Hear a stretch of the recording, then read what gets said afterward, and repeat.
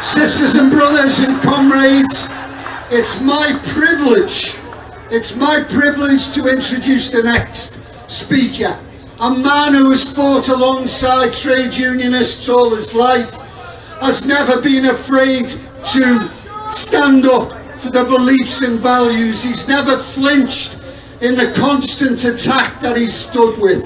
And he stood alongside Jeremy Corbyn, our leader, in a magnificent leadership of our party that has given the heart and soul back to Labour. Comrades, a huge welcome for John Mcdonnell, the next Chancellor of our economy.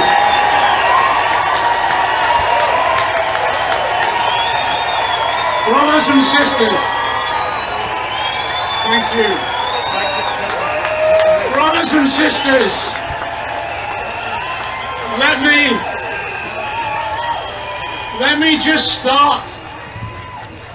let me just start with this pledge for us all.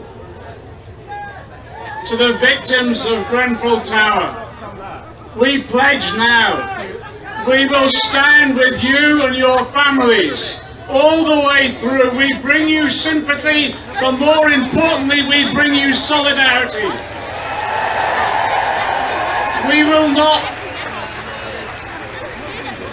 will not rest until every one of those families is properly housed within the community in which they want to live, not shipped round the country the way they are at the moment.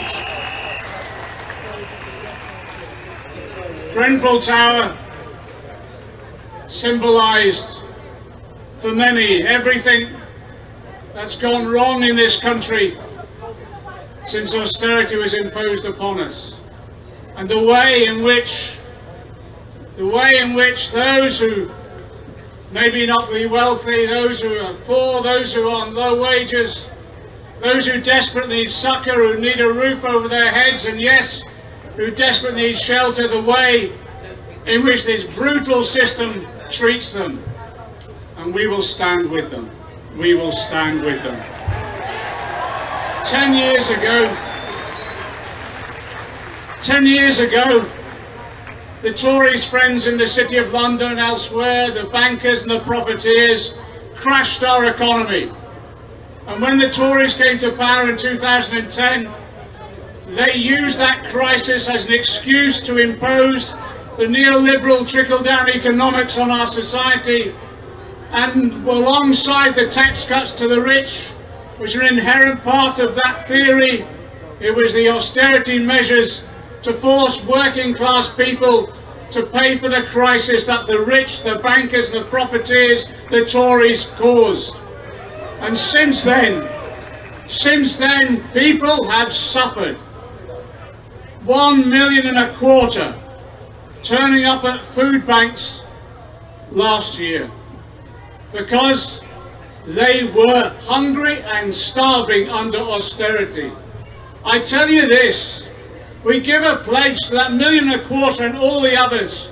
When we bring this government down, we will feed our people and there will be no hunger in our society.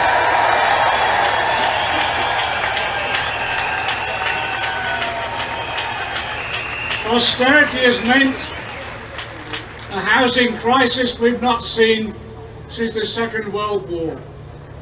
70,000 of our children are being brought up in temporary accommodation. Homelessness in this city has doubled under this Tory government. In the 5th richest country in the world, we have people sleeping and dying on our streets. I give this pledge. When we come to power, we will build 1 million homes, 500,000 council homes. We will end homelessness in this country once and for all.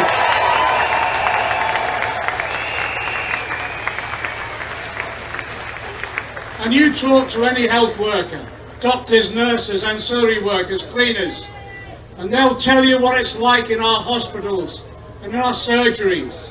The numbers being treated on trolleys, not corridors. Of recent years, 50,000 operations for children have been cancelled as a result of cuts, but also the privatisation of our NHS.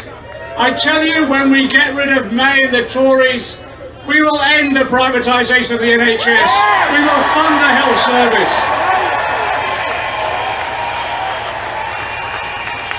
And I'm sick of every time there's a tragedy, Tory politicians congratulating our firefighters, our police, our health workers, and then cutting their pay. I've had enough of that hypocrisy. So we're saying this: they've cut 10,000 firefighters, we'll give them their jobs back. 20,000 police officers, we'll give them their jobs back. But I tell you, we'll make sure they're properly paid, we'll end the pay cap, and we'll restore trade union rights to protect wages in this country.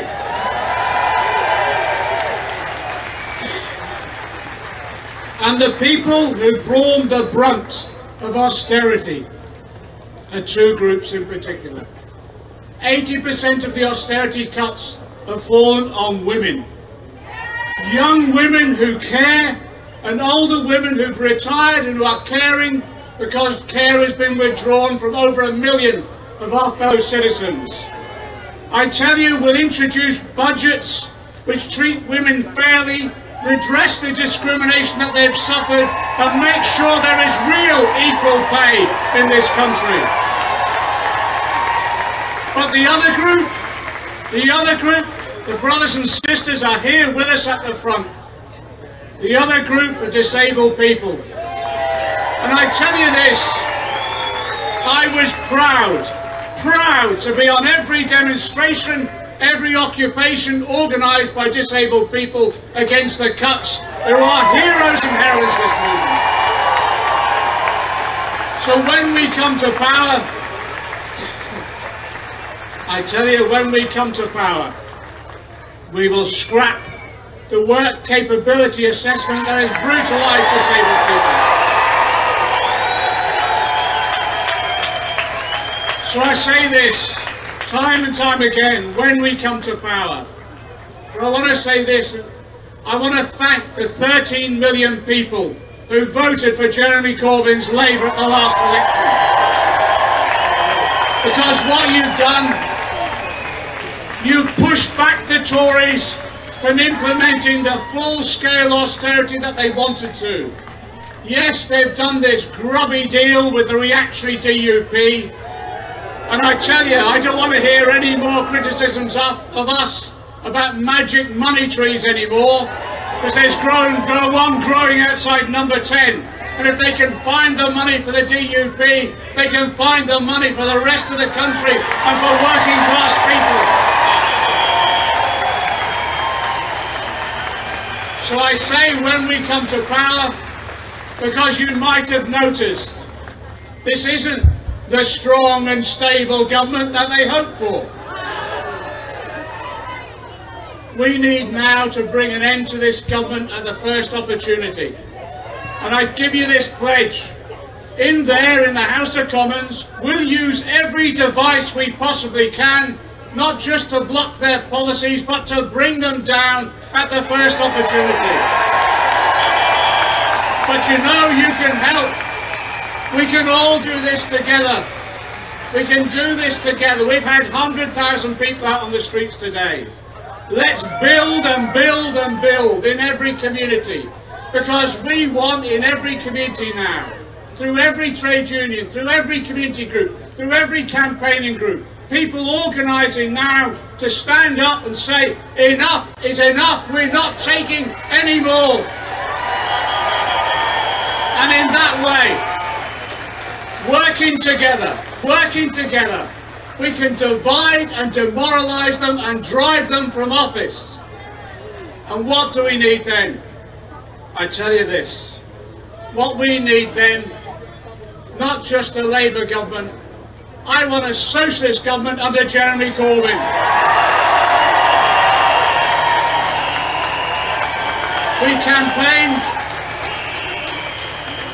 We campaigned for years under that slogan, another world is possible. But I tell you now, another world is in sight. Let's seize the moment, comrades.